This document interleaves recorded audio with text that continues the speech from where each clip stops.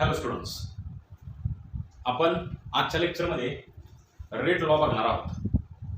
बघा, तर आपण काय करूयात, लगेच सुरू करूयात. Rate law. रेट लॉ म्हणजे काय? तर रेट लॉ म्हणजे तुमची समजा एखादी केमिकल रिॲक्शन असेल, त्या केमिकल रिॲक्शन आणि रिॲक्टंटचं कॉन्सन्ट्रेशन याच्यामधलं जे काय रिलेशन असतं त्याला आपण काय म्हणतो, रेट लॉ. बघा, आता फॉर एक्झाम्पल मी तुम्हाला एक रिॲक्शन घेऊन देतो. रिॲक्शन आपल्याकडे समजा एक रिॲक्शन आहे, A small a of A plus small b of B gives product. एकच प्रोडक्ट तयार होतो या रिॲक्शन मध्ये, आपली अशी रिॲक्शन आहे. तर आपल्याला रेट लॉ म्हणजे काय ते तुम्हाला मी सांगतो. बघा, तर रेट आपल्याला, मी तुम्हाला रेट लॉ अगोदर आपण केमिकल कायनेटिक्स आपल्याला तो रेट लॉ लागणार आहे, जो गरजेचा आहे. तो रेट लॉ मी तुम्हाला शिकवतो, पण त्याच्या अगोदर आपण 11वी मध्ये जो रेट लॉ आपण शिकलेलो त्याला आपण रेट लॉ असं म्हणू शकत नाही, पण जो रेटचं इक्वेशन शिकलेलो ते कसं होतं बघा. त्या इक्वेशनला आपण लॉ ऑफ मास ऍक्शन असं म्हणतो. So rate is equal to K into concentration of A raise to small A into concentration of B raise to small B. ही जी रिॲक्शन आहे, या रिॲक्शन मध्ये ए चे स्मॉल ए एवढे मोल्स आहेत, बी चे स्मॉल बी एवढे मोल्स आहेत. या दोघांची रिॲक्शन झाली, प्रोडक्ट तयार झाला. मग रिॲक्शनचा जो रेट आहे तो रेट काय असतो, is equal to K into K म्हणजे हा काय, इट इज अ कॉन्स्टंट आहे नाही, proportionality constant into concentration of A. Square bracket मध्ये आपण एखादी टर्म टाकतो त्यावेळी ते काय असतं, त्याचं मोलर कॉन्सन्ट्रेशन, त्याची पॉवर किती, स्मॉल ए एवढी, म्हणजे त्याची जेवढे जो स्टायकियोमेट्रिक कोएफिशियंट आहे त्याची पॉवर, आणि बी चं जे कॉन्सन्ट्रेशन आहे मोलर कॉन्सन्ट्रेशन, त्याची स्मॉल बी एवढी पॉवर. हा काय झाला, हा झाला आपला लॉ ऑफ मास ऍक्शन.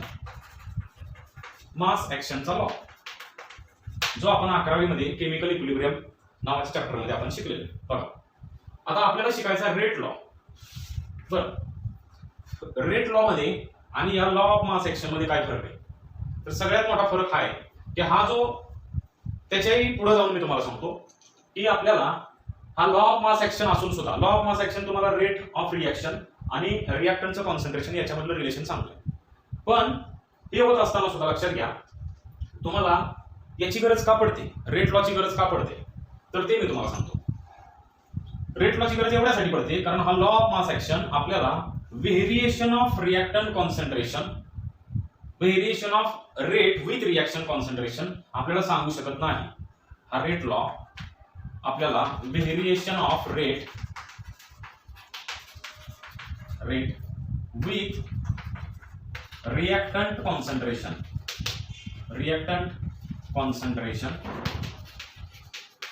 सांगू शकत नाही. म्हणजे आपण असं म्हणू शकतो, law of mass action does not gives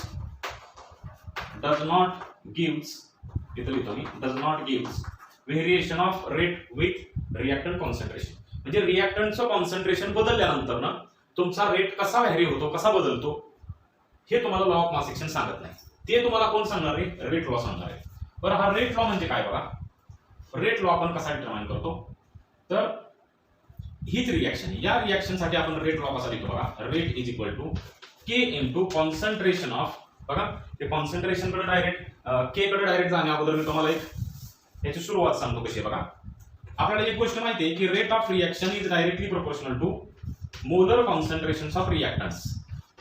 रिॲक्टंट्स कोण आहेत, ए आणि बी, यांच्या मोलर कॉन्सन्ट्रेशनशी रेट काय असतो, डायरेक्टली प्रोपोर्शनल असतो. आपल्याला प्रोपोर्शनलिटी घालून इक्वॅलिटी आणायची.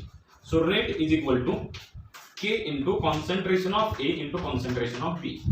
आता एक लक्षात घ्या, हा जो रेट आपल्याला लॉ लिहायचा आहे, रेट लॉ, बघा आपल्याला लॉ ऑफ मास ऍक्शन लिहायचा आहे, त्यावेळी तुम्हाला हे जे याचे जे कॉन्सन्ट्रेशनच्या ज्या टर्म्स आहेत त्या मी अजून कुठेही त्यांची काय पॉवर लिहिलेली नाही. मग या पॉवर्स लक्षात घ्या, आपण काय करतो, एक्सपेरिमेंटली डिटरमाइन करतो, एक्सपेरिमेंट करतो, प्रयोग करतो, आणि प्रयोग केल्यानंतर ना काय करतो, या ऑर्डर्स आपण काढतो. या ऑर्डर्सला समजा मी एक्स आणि याची ऑर्डर एक्स असं म्हणतो, याची वाय असं म्हणतो. याची ए ची पॉवर किती, एक्स एवढी आणि बी ची वाय एवढी, तर मी एक्स आणि वाय एवढी घेतो. आता एक्स आणि वाय का घेतली लक्षात घ्या, ए आणि बी का नाही घेतली, तर लक्षात घ्या ही क्वांटिटी एक्सपेरिमेंटली डिटरमाइंड आहे. लॉ ऑफ मास ऍक्शन मध्ये ज्या क्वांटिटी घेतलेल्या आपण पॉवर्स घेतल्या, त्याचे जे पॉवर्स घेतलेल्या आपण त्या काय होत्या, त्या पॉवर्स त्याच्या स्टायकियोमेट्रिक कोएफिशियंट होत्या. आणि ह्या ज्या एक्स आणि वाय ची जी पॉवर आहे रेट लॉ मधली, हे स्टायकियोमेट्रिक कोएफिशियंटशी इक्वल असावेतच असे नाही, ते इक्वल पण असू शकतात आणि वेगवेगळे पण असू शकतात. लक्षात येत आहे का, म्हणजे ए ची व्हॅल्यू एक्स चे एक्स ची एवढी असेलच असं नाही, ती इक्वल सुद्धा असू शकते किंवा वेगवेगळी सुद्धा असते. तसंच बी ची व्हॅल्यू वाय एवढी असू सुद्धा शकते आणि नसू सुद्धा शकते. बघा मग आपल्याला लक्षात घ्या एक्स आणि वाय हे जे आहेत या टर्म्स आपण काढल्या. So this X and Y are experimentally determine the quantities. Experimentally determine the quantities.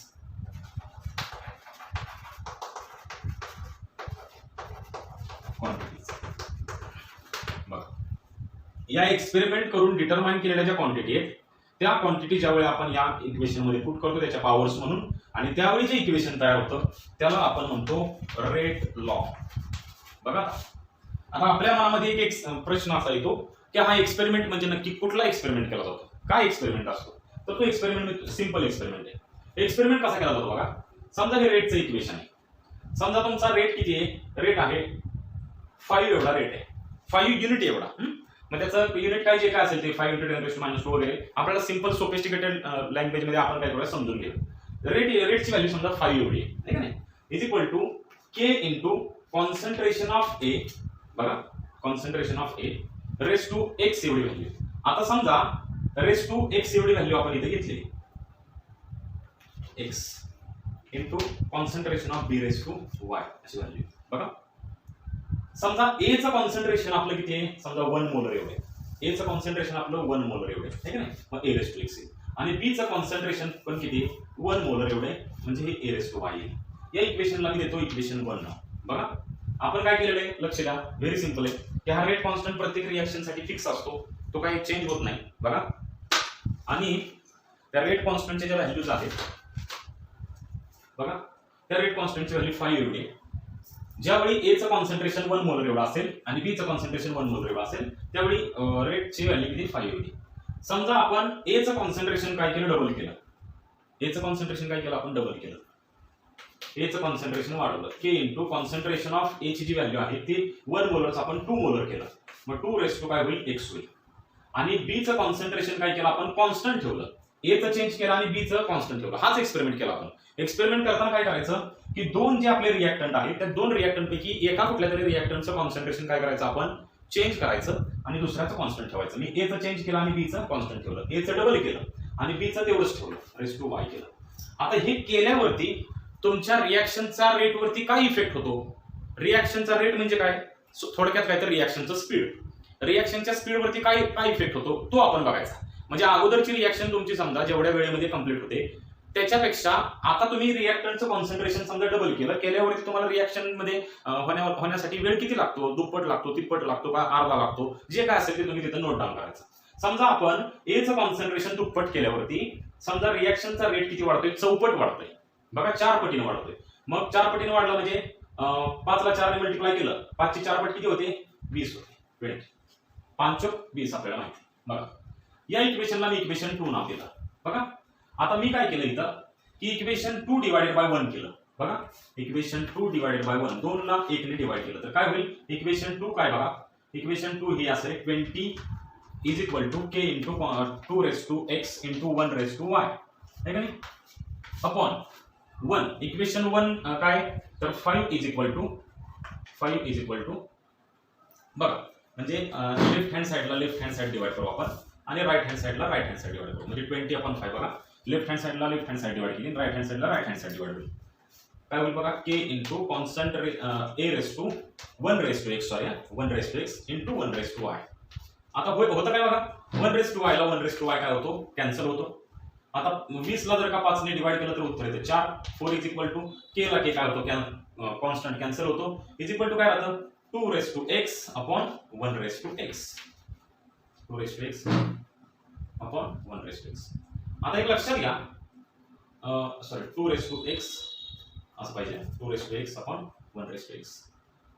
बघा मग आपण जर का एक्स ची व्हॅल्यू आपल्याला समजा डिटरमाइन करायची असेल बघा 2 रेस टू एक्स. आता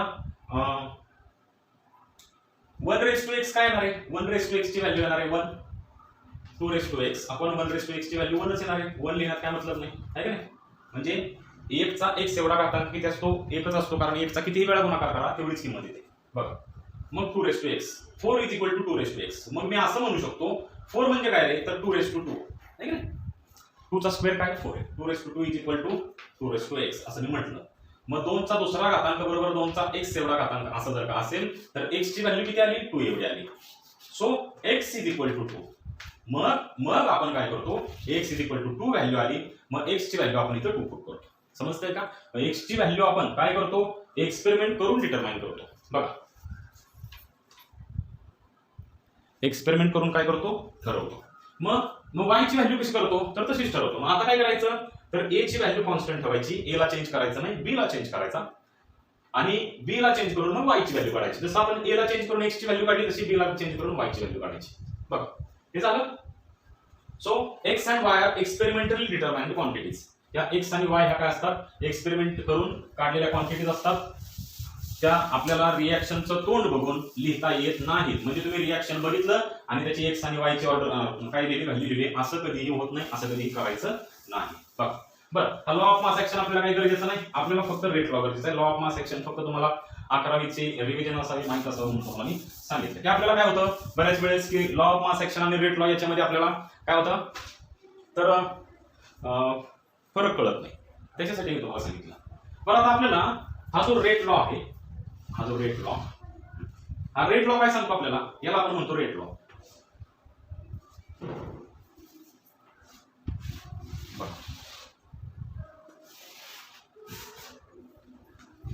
आता जसं आपण हा रेट लॉ मी काय सांगितलं तुम्हाला, हा रेट लॉ जो आहे हा variation of concentration with respect to rate. म्हणजे कॉन्सन्ट्रेशन रिएक्टंटचं कॉन्सन्ट्रेशन जर आपण व्हॅरी केलं बदललं तर रेट कसा काय बदलतो हे याची माहिती तुम्हाला कोण देतं रेट लॉ देतो. बघा आता मग x आणि y च्या व्हॅल्यू वरती बघा x रेट लॉचा सगळा जो खेळ आहे तो कशावर डिपेंड आहे या पॉवर्स वरती. या पॉवर वरून तुमचे रेट लॉ कसा असणार बघा. रेट तुमचा आहे म्हणजे तो रिएक्टंटच्या कॉन्सन्ट्रेशन वरती डिपेंड असणार आहे. तो 100% रिएक्टंटच्या कॉन्सन्ट्रेशन वरती डिपेंड असणार आहे, प्रोडक्टच्या कॉन्सन्ट्रेशन वरती कुठेही डिपेंड नसतो. पण रेट लॉ तुमचा कंप्लीट कधी होतो, रेट लॉ तुमचा पूर्ण कधी होतो ज्यावेळी तुम्ही या पॉवर्स लिहाल त्यावेळी, आणि या पॉवर्स वरतीच रिएक्शनचा रेट काय असतो डिपेंड असतो. आता ते कसं ते आपण बघू, या पॉवर वरती रिएक्शनचा रेट कसा डिपेंड असतो ते आपण बघू. समजा मी काय केलं x ची जी व्हॅल्यू आहे बघा x, समजा आपण पहिली केस घेऊया बघा. For x is equal to 1 बघा, for x is equal to 1 and y is equal to 1. x आणि y च्या व्हॅल्यू आपण काय घेऊया x is equal to 1 and y is equal to 1. x आणि y च्या व्हॅल्यू दोन्हीच्या व्हॅल्यू आपण काय घेतल्या 1 घेतल्या बघा. मग रेट ऑफ रिएक्शन बघा, रेट ऑफ रिएक्शन त्या रेट वरती काय इफेक्ट होतो ते आपल्याला बघायचं आहे बघा. जर x ची व्हॅल्यू आपण 1 घेतली, y ची व्हॅल्यू पण आपण काय घेतली 1 घेतली, तर काय होतं ते आपल्याला बघायचंय पुढे बघा. आपण जर का मूळच्या रिएक्शन पेक्षा a ची व्हॅल्यू काय केली, समजा a चं कॉन्सन्ट्रेशन आपण काय केलं डबल केलं. if concentration of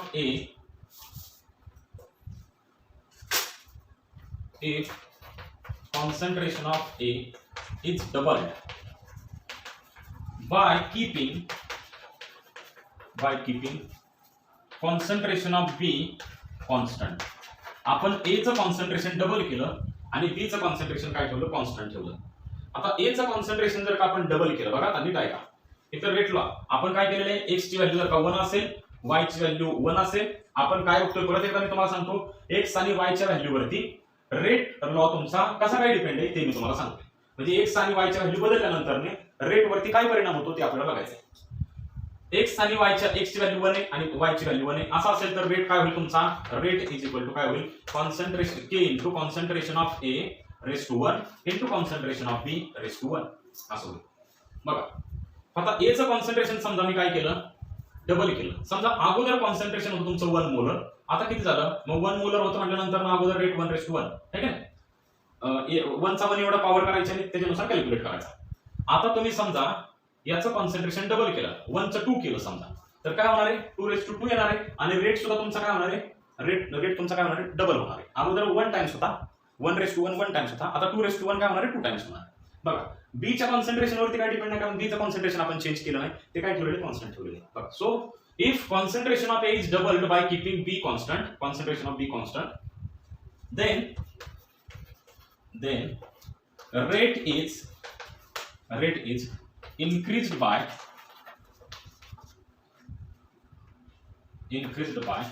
factor 2. Factor 2 म्हणजे काय, तर दुप्पट झाला रेट, है ना. रेट अगोदर एचं कॉन्सन्ट्रेशन 1 मोलर होतं, रेट 1 टाइम्स होता, आता काय झाला, डबल केलं आपण, 2 केलं तर 2 टाइम्स झाला. आता पुढचा आपण ऐकूया. जर का for x is equal to 2 and y is equal to 1, इथं खरा तुम्हाला हा मुद्दा समजला आहे, इथं नीट लक्ष द्या.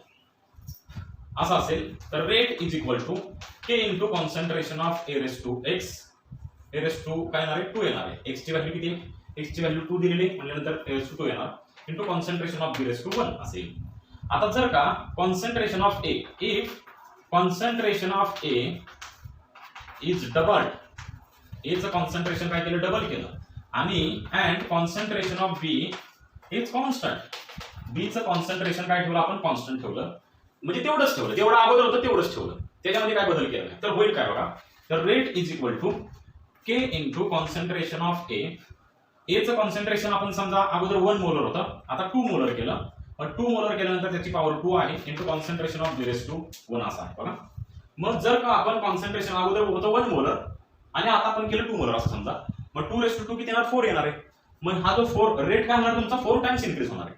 रेट काय होणार आहे, 4 टाइम्स इन्क्रीज होईल. So the rate is increased by factor 4, म्हणजे 4 पटीने तुमचा रेट वाढेल. म्हणजे लक्षात घ्या, एक आपण इथं बघा x ची पॉवर x इक्वल टू 1 होता, y इक्वल टू 1 होता, त्यावेळी आपण जर का a चं कॉन्सन्ट्रेशन डबल केलं तर तुमचा रेट कितीने वाढत होता, 2 एवढ्या फॅक्टरने वाढत होता, रेट डबल होत होता. इथं मात्र जर का a चं कॉन्सन्ट्रेशन डबल केलं तर रेट 4 फॅक्टरने वाढतोय, 4 फॅक्टरने वाढतोय. हे झालं कशामुळं, तर या x च्या पॉवरमुळे. इथं x ची पॉवर 1 होती आणि इथे x ची पॉवर 2 होती, आणि त्याच्यामुळे लक्षात घ्या इथं फॅक्टर 2 ने रेट इन्क्रीज झाला आणि इथं फॅक्टर 4 ने रेट इन्क्रीज झाला. हे सगळं झालं पॉवरमुळे. लक्षात आलं का, हे लक्षात घ्या. म्हणजे याचा अर्थ या पॉवर वरती डिपेंड आहे की तुमचा रेट रिॲक्शनचा जो रेट आहे तो कसा काय बदलेल. बघा, रिॲक्टंटचं कॉन्सन्ट्रेशन चेंज केल्यावरती तुमचा रिॲक्शनचा रेट कसा चेंज होईल हे कशावर डिपेंड आहे, एक्स आणि वाय वरती. आता बघा, समजा तिसरा मुद्दा निघेल. जर का लक्षात घ्या आपला एक्स ची value if X is equal to 0, if X is equal to 0 and Y is equal to 1, X ची व्हॅल्यू जर का 0 असेल आणि वाय ची व्हॅल्यू 1 असेल, आपण रेट इज इक्वल टू काय येणार आहे, rate is equal to K into concentration of A raise to 0 into concentration of B raise to Y. Y म्हणजे 1 घेतलं समजा. बघा आता एक्स ची कॉन्सन्ट्रेशन एक्स ची व्हॅल्यू किती आहे, 0 आहे. एक्स ची व्हॅल्यू आपण 0 पुट केली. मग अशा वेळेस एक लक्षात घ्या की जर का आपण ए चं कॉन्सन्ट्रेशन काय केलं, डबल केलं तर काय होणार आहे, समजा अगोदर 1 मोलर होतं, 1 मोलर त्याची पॉवर 0, 1 रेस टू 0 काय येणार आहे, 1 येणार आहे. परत आपण डबल केलं कॉन्सन्ट्रेशन, मग 2 रेस टू 0 काय येणार आहे, ते पण 1च येणार आहे. समजा ट्रिपल केलं तर 3 रेस टू 0 पण काय येणार आहे, 1च येणार आहे. Anything raise to 0 is equal to 1. आपण सिंपल मॅथमॅटिक्स आपण शिकला असाल. बघा, म्हणजे तुम्ही ए चं कॉन्सन्ट्रेशन डबल करा, ट्रिपल करा, 4 टाइम्स करा, 5 टाइम्स करा, केलं तरी लक्षात घ्या तुमचं इथं काय येणार आहे, 1च आन्सर येणार आहे. म्हणजे मग रिॲक्शनचा रेट लक्षात घ्या जेवढा अगोदर होता तेवढाच राहणार आहे. 1 मोलर असेल तरी तेवढाच राहणार, 2 असेल तेवढा, 3 असेल, 4 असेल, जे काय असेल, ए चं कॉन्सन्ट्रेशन किती पण असेल तरी सुद्धा तुमचा रेट काय राहणार आहे, कॉन्स्टंट राहणार. याचा अर्थ तुमचा रेट हा ए च्या कॉन्सन्ट्रेशन वरती डिपेंड नाही. So rate is independent on concentration of A. A च्या कॉन्सन्ट्रेशन वरती तुमच्या रिॲक्शनचा रेट डिपेंड नाही. आता चौथा मुद्दा बघा, इथून मी थोडासा हा सेपरेट करतो हा पॉइंट. बघा, चौथा मुद्दा काय आपल्याला शिकायचा आहे, हा इकडचा आहे, बॉक्सच्या इकडचा पार्ट वेगळा आहे. बघा चौथा, if X is less than 0, x ची व्हॅल्यू जर का 0 ची कमी असेल आणि y इज इक्वल टू 1 असेल, तर रेट इज इक्वल टू काय येणार आहे, rate is equal to K into concentration of A raise to less than 0 म्हणजे काय असेल, समजा मायनस व्हॅल्यू असतील, -1 असेल, -2 असेल, जे काय असेल, into concentration of B raise to 1 असं आपण केलं आहे ना. एक्स ची व्हॅल्यू काय झाली, लेस दॅन 0 म्हणजे आपण -1 घेतली आणि y ची व्हॅल्यू आपण 1च ठेवली, ती काय त्याच्यामध्ये चेंज केलं नाही. तर इथं काय होईल बघा, इथं ए ची व्हॅल्यू जर का आपण वाढवली, समजा ए ची व्हॅल्यू किती होती, समजा ए चं कॉन्सन्ट्रेशन 1 होता, 1 रेस टू -1 किती येणार आहे, 1 रेस टू -1 येईल, -1 येईल, है ना. 2 रेस टू -1 किती येईल, -2 येईल. 3 रेस टू -1 किती येईल, -3 येईल. म्हणजे लक्षात घ्या तुमचा -3 टाइम्स होणार आहे. म्हणजे रेट लक्षात घ्या, इथं 1 टाइम्स घेतला, रेट तुमचा -1 टाइम्स होईल. म्हणजे काय होईल, कमी होईल. 2 टाइम्स घेतला 2 टाइम्स रेट कमी होईल, मायनस साइन आहे, लक्षात येते का? 3 घेतला तर 3 टाइम्स रेट मायनस होईल, म्हणजे लक्षात घ्या एचं कॉन्सन्ट्रेशन तुम्ही वाढवत चाललाय तस तसा रेट काय होत जाईल, कमी होत जाईल. सो ऍज, मग अशा वेळी काय होईल, अशा वेळी काय होईल लक्षात घ्या, rate decreases as concentration of A increases. एचं कॉन्सन्ट्रेशन आपण जसं जसं इन्क्रीजेस, समजते का? इथे लिहून इन्क्रीजेस म्हणजे एचं कॉन्सन्ट्रेशन तुम्ही वाढवत गेला तर रेट काय होणार आहे, डिक्रीज होणार आहे, हे लक्षात ठेवा. आलं का लक्षात? बघा तुम्ही वही आणि पेन घेऊन बसा आणि जसं जसं मी शिकवतोय तसं तसं तुम्ही स्वतःच्या नोट्स काढत चला, याचा तुम्हाला भरपूर फायदा होईल. बघा आता आपण पुढचा पॉईंट घेऊयात.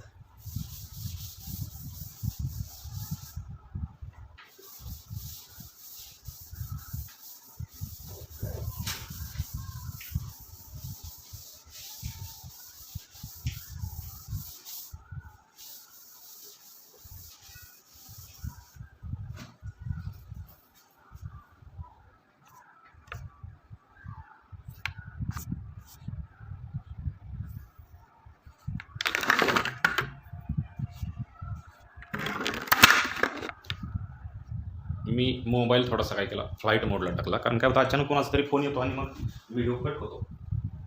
ठीक आहे, बघा आता तुम्हाला याची काही एक्झाम्पल्स देतो मी. रेट ऑफ द रिॲक्शनची बघा, rate of the reaction for example बघा 2 times H2O2 liquid, it decomposes to the 2 times H2O liquid plus O2 gases. बघा असं आपल्याकडे समजा एक इक्वेशन आहे, हे इक्वेशन दिले. बघा आता या इक्वेशन वरती, या इक्वेशन वरून आपल्याला काय करायचं आहे, या इक्वेशन वरून आपल्याला रेट लॉ लिहायचा आहे. बघा so the rate of reaction is equal to K into concentration of reactant, है का नाही? रेट इज इक्वल टू काय असतो, के असतो, कॉन्स्टंट ऑफ प्रोपोर्शनॅलिटी, आणि रिएक्टंटच्या कॉन्सन्ट्रेशन आपल्याला घ्यावे लागतात. रिएक्टंटचं कॉन्सन्ट्रेशन काय, H2O. आता एक लक्षात घ्या, तुम्हाला वाटेल की इथं पॉवर आपल्याला काय करायची, 2 टाइम्स 2 ने रेज करायची, है का नाही? तर असं करायचं नाही. तो लिहिला तर काय होईल, तुमचा लॉ ऑफ मास ऍक्शन होईल. आपल्याला लॉ ऑफ मास ऍक्शन लिहायचं नाही, हा काय लिहायचा, रेट लॉ लिहायचा आहे. रेट लॉ लक्षात घ्या, रेट लॉ मध्ये इथं कुठली याची पॉवर येत नाही. आता काय येत नाही मी तुम्हाला सांगतो, की आपल्या मनामध्ये पहिला प्रश्न येणार की इथं पॉवर का नाही लिहिली, इथं 2 एवढी. तर लक्षात घ्या इथली याची पॉवर किती आहे, 1 पॉवर आहे, समजते का? 1 पॉवर आपण लिहिली बघा, पण याची पॉवर किती आहे, 1 आहे.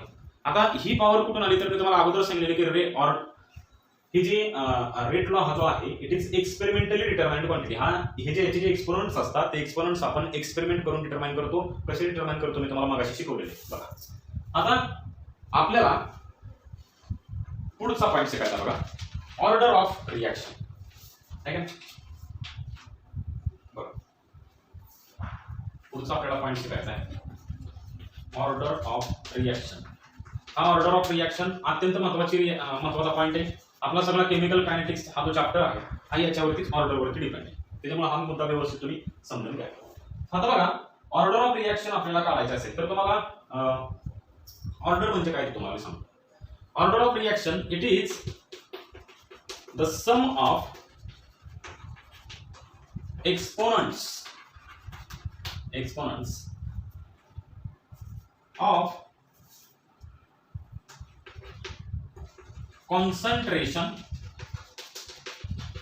terms in rate law. बघा रेट लॉ मध्ये तुमचे जे एक्सपोनंट्स आहेत, एक्सपोनंट म्हणजे त्याच्या पॉवर्स, ठीक आहे, त्यांची बेरीज, त्यांचा सम, यालाच म्हणतो आपण ऑर्डर ऑफ रिएक्शन.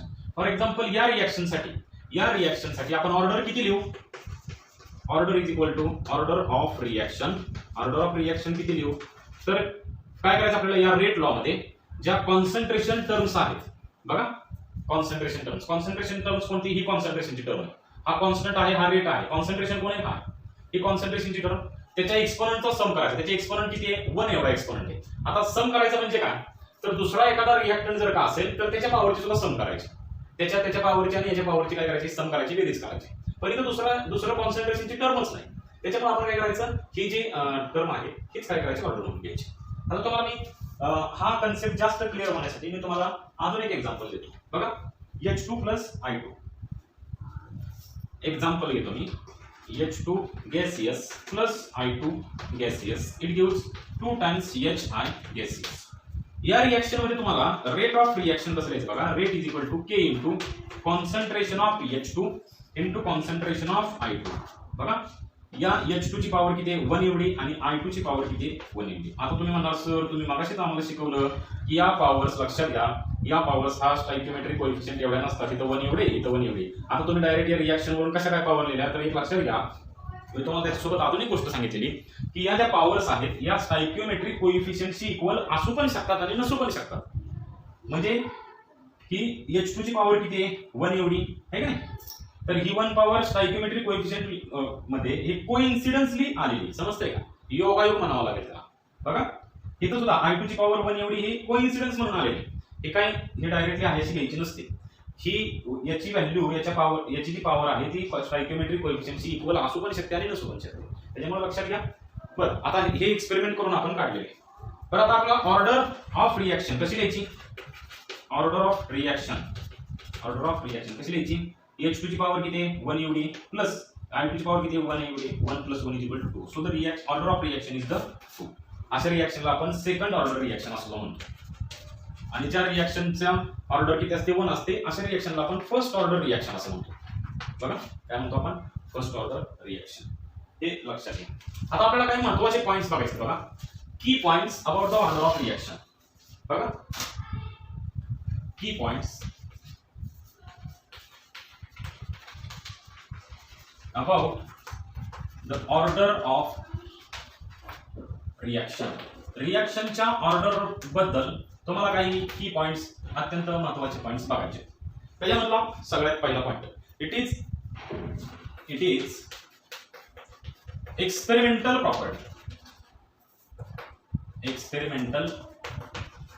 प्रॉपर्टी म्हणा, क्वांटिटी म्हणा, काय फरक पडतो. म्हणजे ही जी प्रॉपर्टी आहे, ऑर्डर ही जी प्रॉपर्टी आहे, ऑर्डर बघा, ही एक्सपेरिमेंटल प्रॉपर्टी, एक्सपेरिमेंट करून काढलेली प्रॉपर्टी. तुम्हाला मी एक्सपेरिमेंट पण मगाशी सांगितलेलं कसा एक्सपेरिमेंट करायचं. म्हणजे रिएक्शनचं तोंड बघून, रिएक्शन बघून आपण त्याची ऑर्डर सांगू शकत नाही. तुम्हाला त्याच्यासाठी एक्सपेरिमेंट करावाच लागेल. बघा, त्यानंतर order may be fractional, order he fractional सुद्धा असू शकते. हे लक्षात घ्या. बघा, ऑर्डर ही पॉइंट मध्ये असू शकते, फ्रॅक्शनल म्हणजे पॉइंट मध्ये असू शकते. सिंपल. बघा, आता तुम्हाला मी याचा एक एक्झाम्पल देतो. समजा मी ऍसिटल्डिहाइड घेतला, CH3CH2. बघा, हे एक्झाम्पल्स, हे गॅसियस फॉर्म मध्ये ऍसिटल्डिहाइड आहे. बघा, याचं डिकम्पोजिशन होतं म्हणजे मॉलिक्यूल ब्रेक होतो. बघा, आणि काय होतं बघा, CH4 हा CH3 आणि एक हायड्रोजन CH4 प्लस हा कार्बन आणि ऑक्सिजन CO तयार होतो. CH4 गॅसियस आणि CO हा पण गॅसियस. या रिएक्शनची जर का आपण ऑर्डर अभ्यास केला, एक्सपेरिमेंट केल्यानंतर आपल्याला एक गोष्ट काय दिसली की rate of reaction is equal to K into concentration of acetaldehyde CH3CHO raise to 3/2. कळतंय का. बघा, this is the rate of reaction. हा 3/2 म्हणजे तुमच्या रिएक्शनची ऑर्डर ही फ्रॅक्शनल असू शकते. 3/2 ला तुम्ही सिम्प्लिफाय केलं तर काय येणार आहे, 1.5 येणार आहे. म्हणजे तुमची ऑर्डर ही फ्रॅक्शनल असू शकते, पॉइंट मध्ये ऑर्डर येऊ शकते. आता ती कशी येऊ शकते, मी तुम्हाला मागाशी सांगितलेले, हे एक्सपेरिमेंट करून काढलेली क्वांटिटी असते.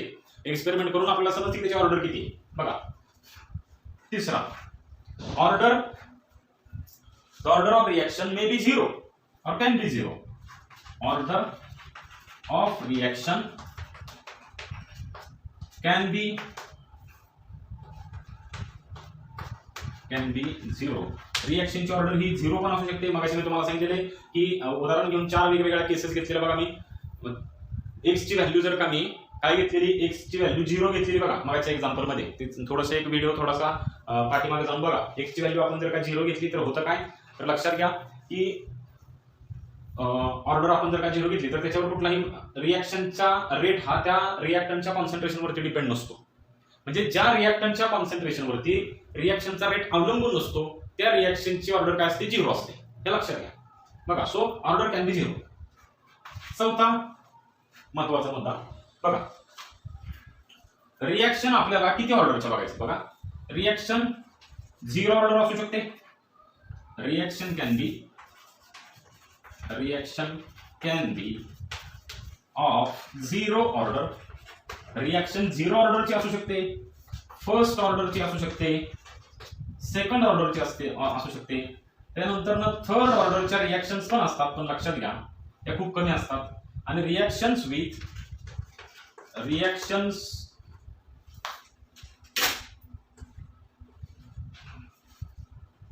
कधी कधी हा असा प्रॉब्लेम होतो. Reactions with order greater than 3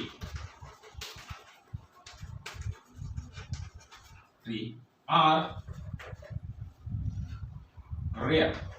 म्हणजे 3 पेक्षा जास्त ऑर्डर असलेले रिॲक्शन रेअर असतात, म्हणजे अत्यंत कमी रिॲक्शन असतात अशा ज्यांची ऑर्डर काय असते 3 आणि 3 पेक्षा जास्त असते. आणि ह्या रिॲक्शन थोड्याशा कॉम्प्लिकेटेड असतात बघा. आता बघा त्याच्यामुळं हे लक्षात घ्या. हे थोडंसं पुसट उठलं असेल तर तुम्हाला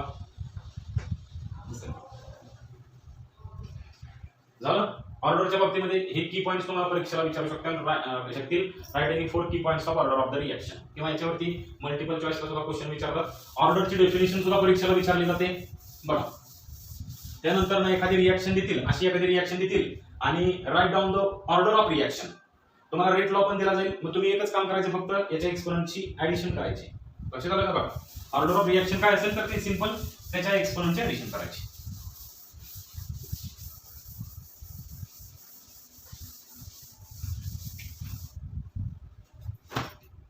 आता आपल्याला पुढचा पॉइंट काय आहे बघायचा बघा. मॉलिक्युलरिटी.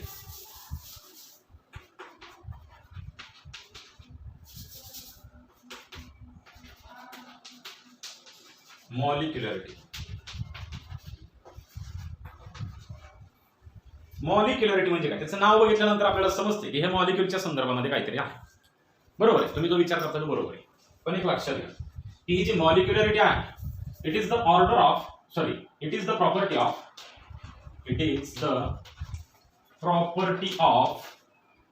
प्रॉपर्टी म्हणजे गुणधर्म, प्रॉपर्टी ऑफ इलेमेंटरी रिॲक्शन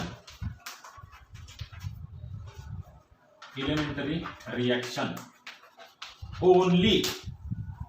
ही जी प्रॉपर्टी आहे ती फक्त आणि फक्त इलेमेंटरी रिॲक्शनची प्रॉपर्टी आहे. ही ध्यानात घ्या. Elementary reaction. What is elementary reaction? Elementary reaction म्हणजे काय ते आपण बघूया. Elementary reaction. What is elementary reaction? The reaction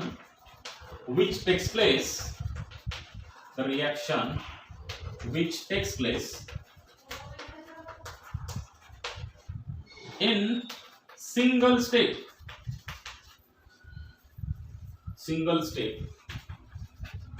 is known as बघा single step आणि पुढे काय आहे थोडंसं, and cannot be broken down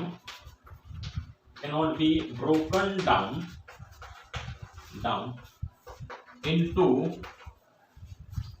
more simple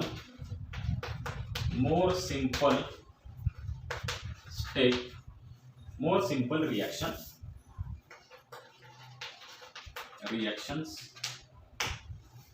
is known as elementary reaction.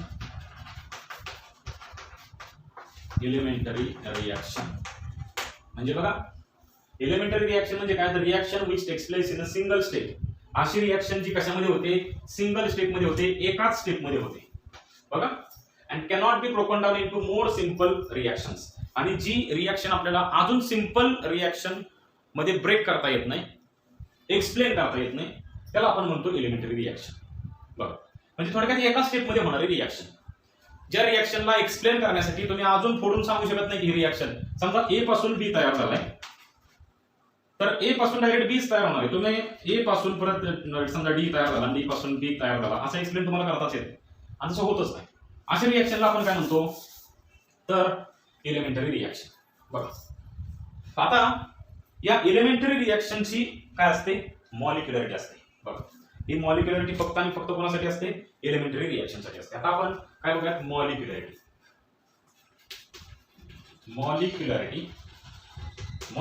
कोणाची प्रॉपर्टी असते? एलिमेंटरी रिएक्शनची असते. आता त्या एलिमेंटरी रिएक्शनची मॉलिक्युलरिटी म्हणजे काय आपण बघू. मॉलिक्युलरिटी ऑफ एलिमेंटरी रिएक्शनची मॉलिक्युलरिटी आपल्याला बघायची आहे. बघा हा, तर what is molecularity of elementary reaction? It is, तुम्हाला मी काय सांगितलं परत एकदा ऐका. एलिमेंटरी रिएक्शन म्हणजे single step reaction.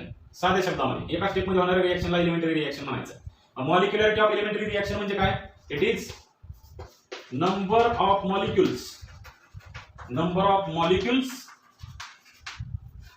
taking part in elementary reaction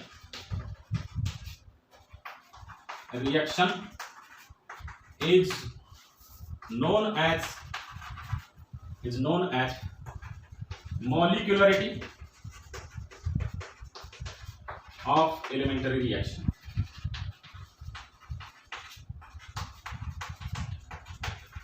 बघा, it is the number of molecules taking part in elementary reaction is known as molecularity of elementary reaction. म्हणजे तुमच्या एलिमेंटरी रिएक्शन मध्ये, एलिमेंटरी म्हणजे single step reaction मध्ये जेवढे molecules भाग घेतात, सहभाग घेतात, त्याला आपण काय म्हणतो? मॉलिक्युलरिटी ऑफ दॅट एलिमेंटरी रिएक्शन. आता मी फॉर एक्झाम्पल मी तुम्हाला सांगतो.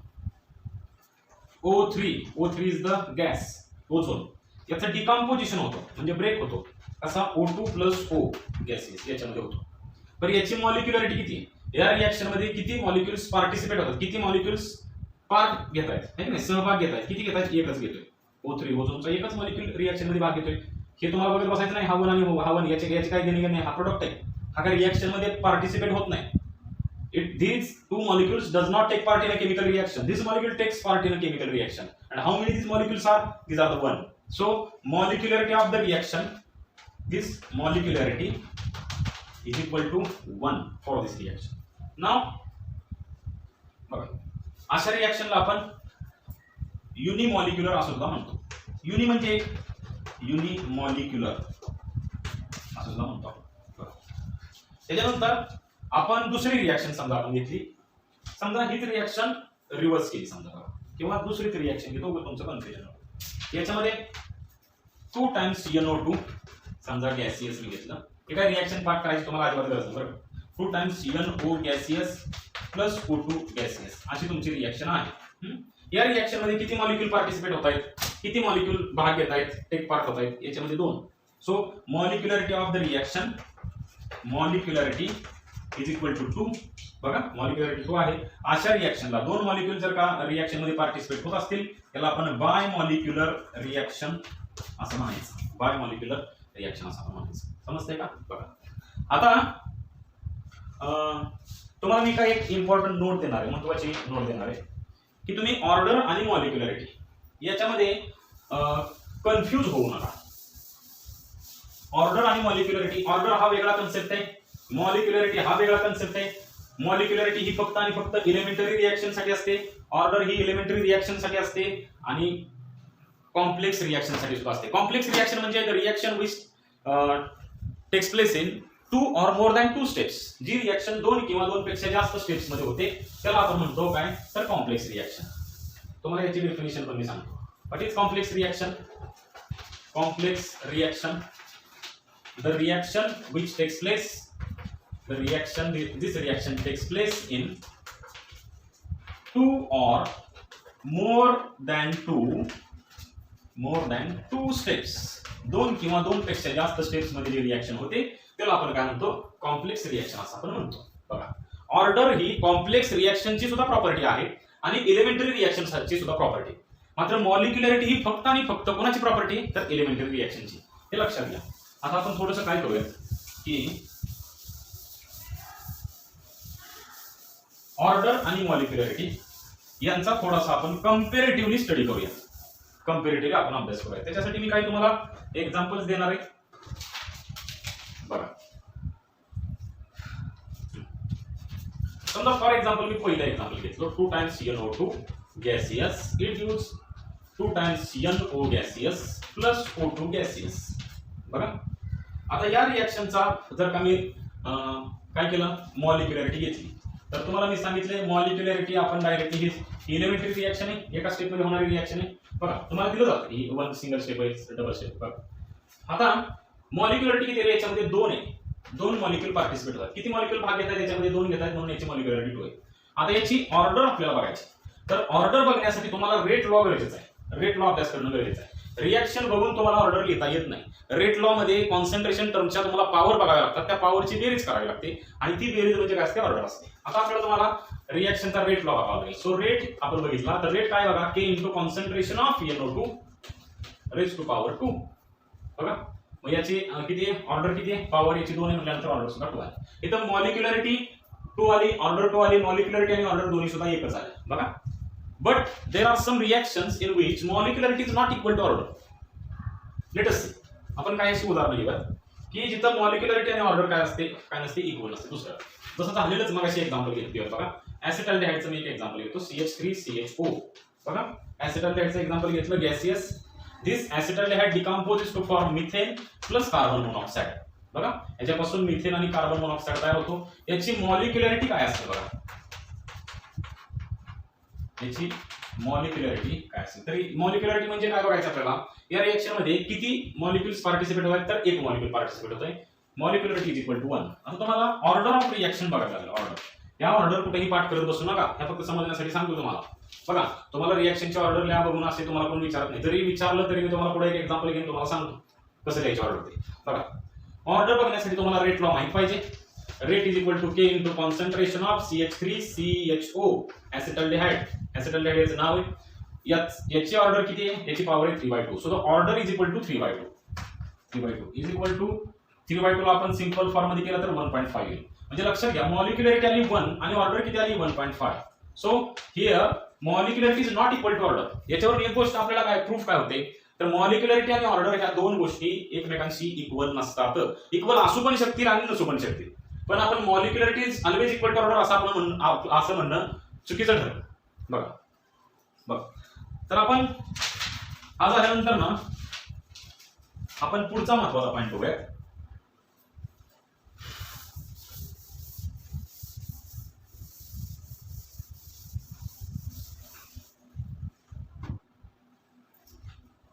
Rate determining step.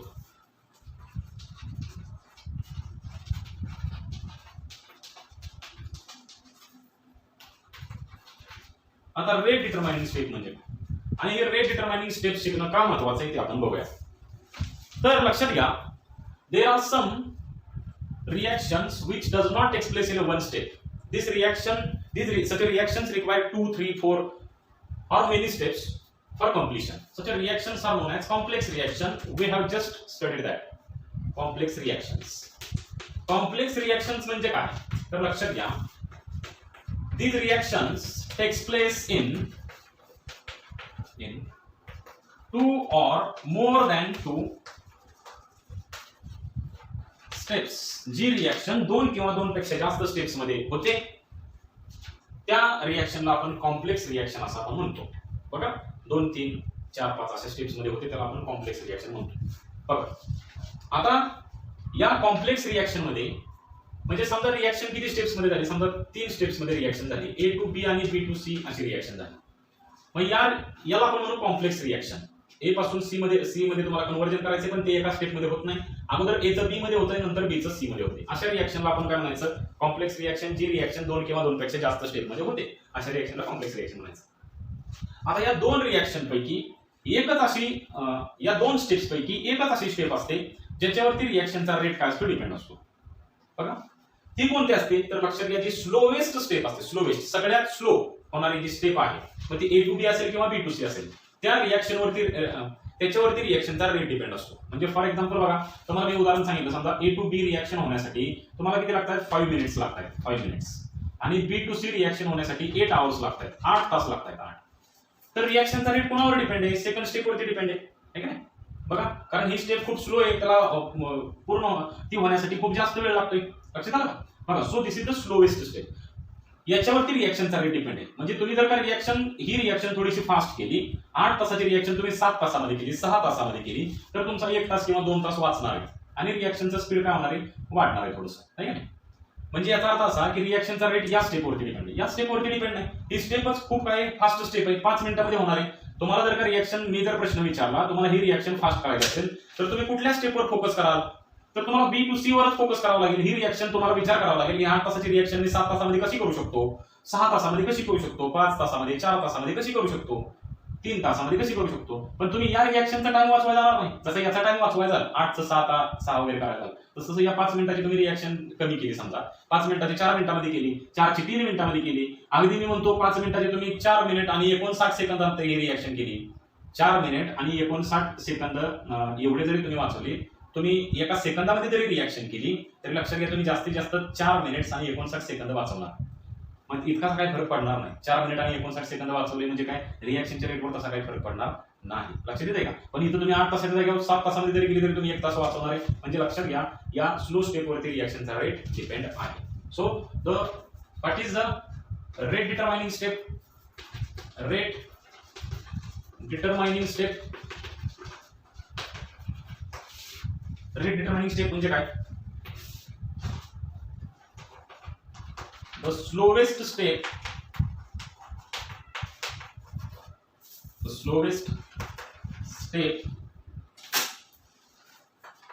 in the course of reaction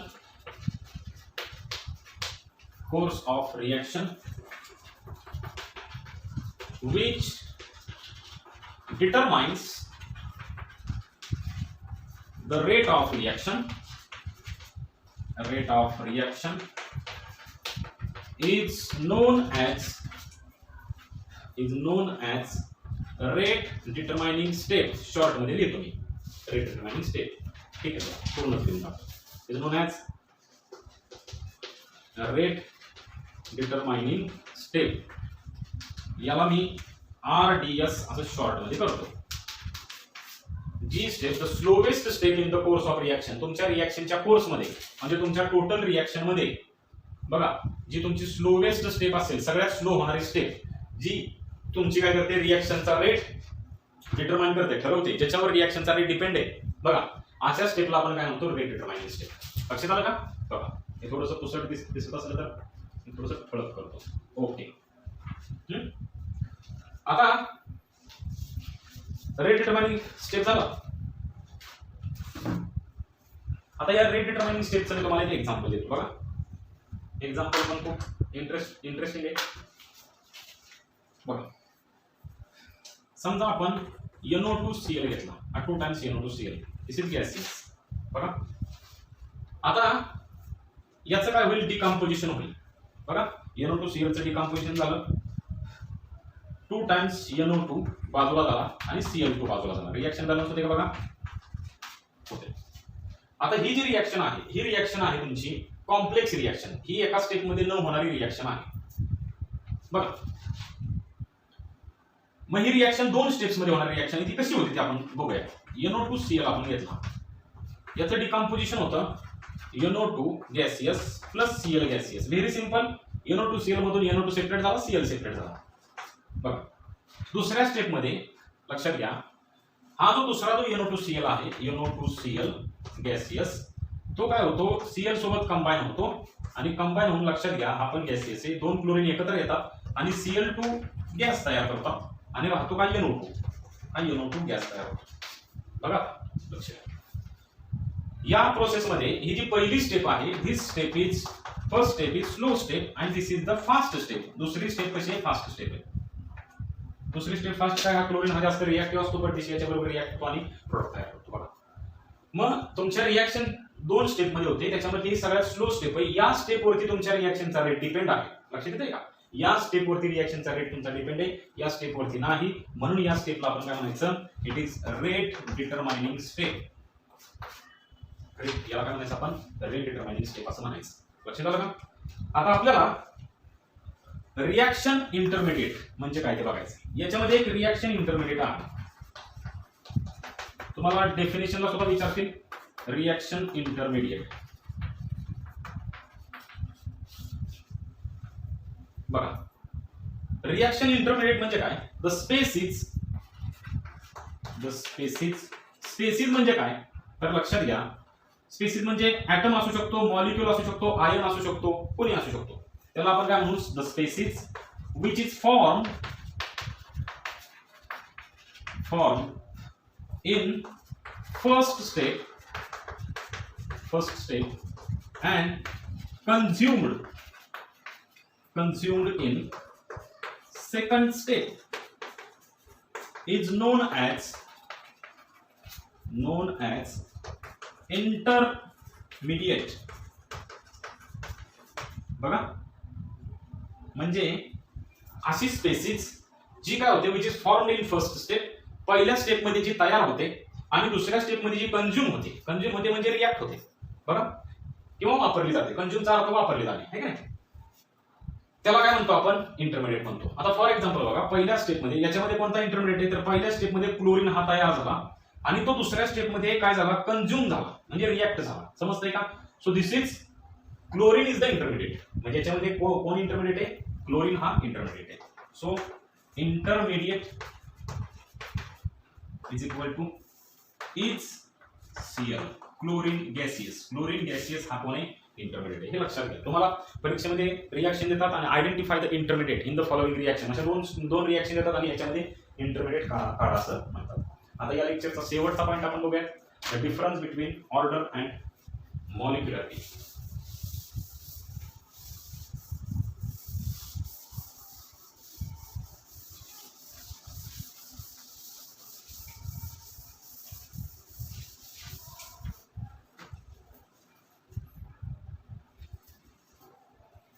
बघा, the difference between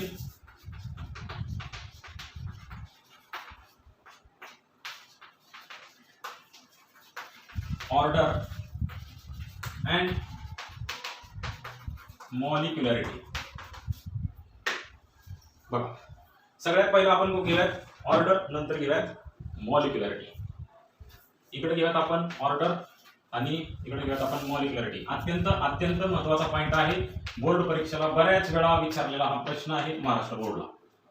right any 4 point of differences between order and molecularity असा प्रश्न विचारतात. Distinguish between order and molecularity. एक point दिला तुम्हाला अर्धा मार्क मिळणार आहे.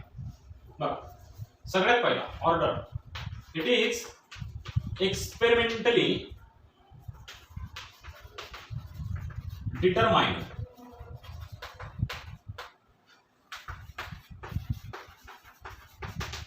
क्वांटिटी. ही एक्सपेरिमेंट करून डिटरमाइन केलेली क्वांटिटी आहे. एक्सपेरिमेंट केल्याशिवाय ऑर्डर काय आहे ते आपल्याला समजत नाही. मी तुम्हाला अगोदरच सांगितलेलं आहे. मॉलिक्युलरिटी मध्ये पहिला पॉईंट काय? It is theoretical quantity.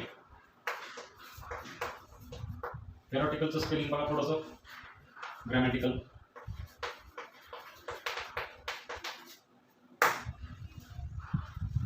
ही जी क्वांटिटी आहे molecularity, it is theoretical quantity. इथं लक्षात घ्या, इथं तुम्हाला कुठलाही एक्सपेरिमेंट करायची गरज नाही. रिॲक्शन बघितली की मॉलिक्युलरिटी कळते. उदाहरणार्थ बघा, H2 + Cl2 it gives HCl 2 times HCl. हा गॅस आहे, हा गॅस आहे आणि हा काय तयार झालाय? समजा आपण गॅस तयार झाला. याची मॉलिक्युलरिटी हा एक आहे, हा एक आहे. समजतंय का? बघा, मॉलिक्युलरिटी किती येईल? मॉलिक्युलरिटी इज इक्वल टू 2 येईल, आहे का नाही? कुठलाही एक्सपेरिमेंट करायची तुम्हाला गरज नाही. बघा, त्याच्यानंतर ना ऑर्डर म्हणजे काय? Order of, what is the order of reaction? It is the sum of powers of concentration in rate law. Rate law मध्ये तुमच्या ज्या काय कॉन्सन्ट्रेशनच्या टर्म्स आहेत, कॉन्सन्ट्रेशन टर्म्स असं लिहायला पाहिजे. बघा, कॉन्सन्ट्रेशनच्या जेवढ्या काय टर्म्स असतात त्या कॉन्सन्ट्रेशन टर्म्सच्या पॉवर्सची सम करायची, बेरीज करायची, घातांकाची बेरीज करायची. कशामधल्या? रेट लॉ मधल्या. रेट लॉ जो आहे त्याच्यामधल्या कॉन्सन्ट्रेशन टर्म्सच्या पॉवरची बेरीज केली तर तुम्हाला काय मिळते? ऑर्डर मिळते. बघा, मॉलिक्युलरिटी म्हणजे काय? It is number of molecules taking part in reaction. Reaction असं म्हणायचं का? नाही म्हणू शकत, कारण रिॲक्शन पण कॉम्प्लेक्स असतात आणि एलिमेंटरी असतात. मॉलिक्युलरिटी फक्त कोणासाठी असते, एलिमेंटरी रिएक्शन असते. म्हणून it is the sum of दुसरा पॉईंट ऑफ डिफरन्स आपण काय बघितला, it is the number of molecules taking part in elementary reaction. Elementary reaction मध्ये तुमचे जेवढे काय मॉलिक्युल्स भाग घेत आहेत त्याला म्हणतो आपण काय म्हणतो, आपण मॉलिक्युलरिटी असं म्हणतो. बघा आता तिसरा ऑर्डर.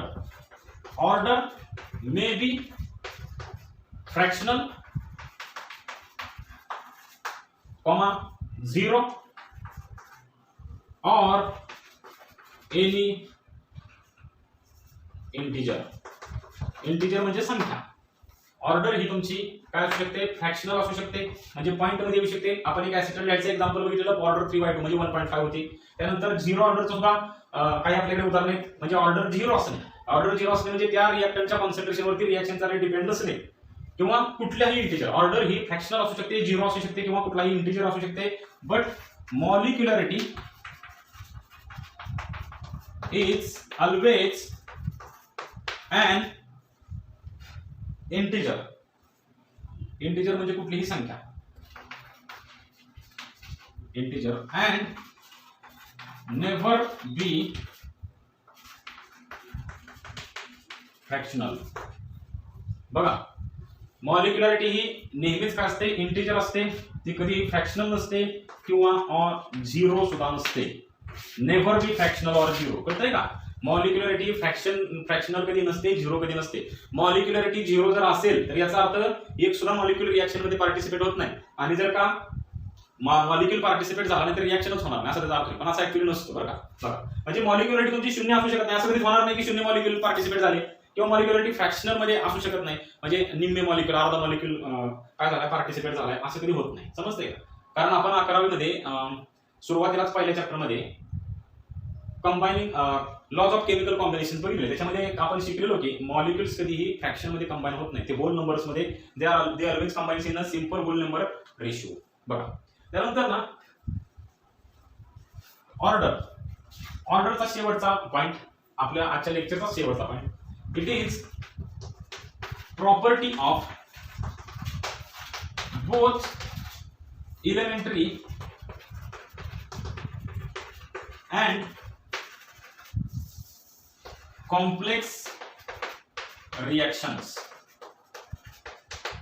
बघा ही जी प्रॉपर्टी आहे ती एलिमेंटरी रिएक्शनची सुद्धा प्रॉपर्टी आहे आणि कॉम्प्लेक्स रिएक्शनची सुद्धा प्रॉपर्टी. एलिमेंटरी म्हणजे सिंगल स्टेप रिएक्शनची सुद्धा प्रॉपर्टी आणि कॉम्प्लेक्स म्हणजे 2 स्टेप 3 स्टेप रिएक्शनची सुद्धा ही प्रॉपर्टी आहे. बट मॉलिक्युलरिटी इथं लिहितो वाटल्यास मी याचं नाव, मॉलिक्युलरिटी पुसट झालं थोडंसं. Molecularity is always